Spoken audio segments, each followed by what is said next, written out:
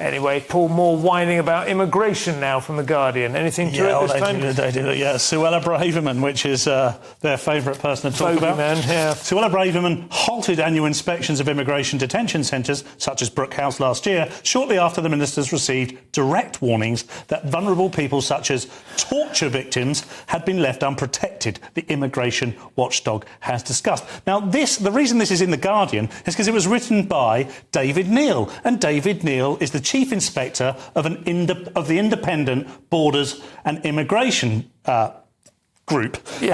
He cannot be independent because he's clearly put this report in. He's not happy with the action that's been taken, and now he's writing in The Guardian. It doesn't seem to be very independent to me. And of course, you know, the report wasn't for The Guardian. The report was for the reports. Yeah, the report wasn't, but the article in The Guardian. So David Neal has, I believe, written for The Guardian after the report. I believe so. Anyway, my point on this is that he cannot be particularly independent, and this overly emotive language they use about, oh, it's vulnerable torture victims. Of course, we all accept these people, and there are babies within this bathwater. There are people who come here seeking asylum, who need to seek asylum.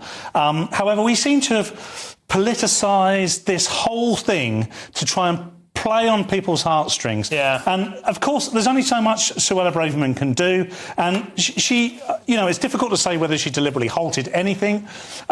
So my view on this is it's kind of a cynical attack from The Guardian. You know what, Paul? There's a lot that she can do. She's not doing it. The fact is the Tory party has a very major team world view.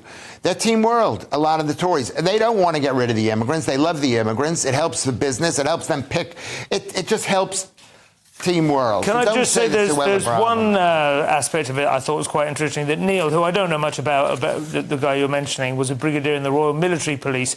He said that in army detention centres and so on, he never once saw his soldiers behaving in anything other than a decent, respectful and professional way with detainees, whereas in these ones that are under scrutiny...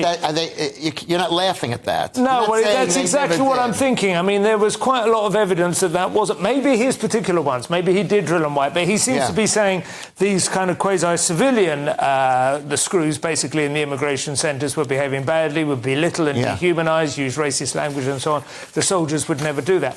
Well, I don't know. I mean, I'm not interested in saying... I mean, but like he said, I think he was...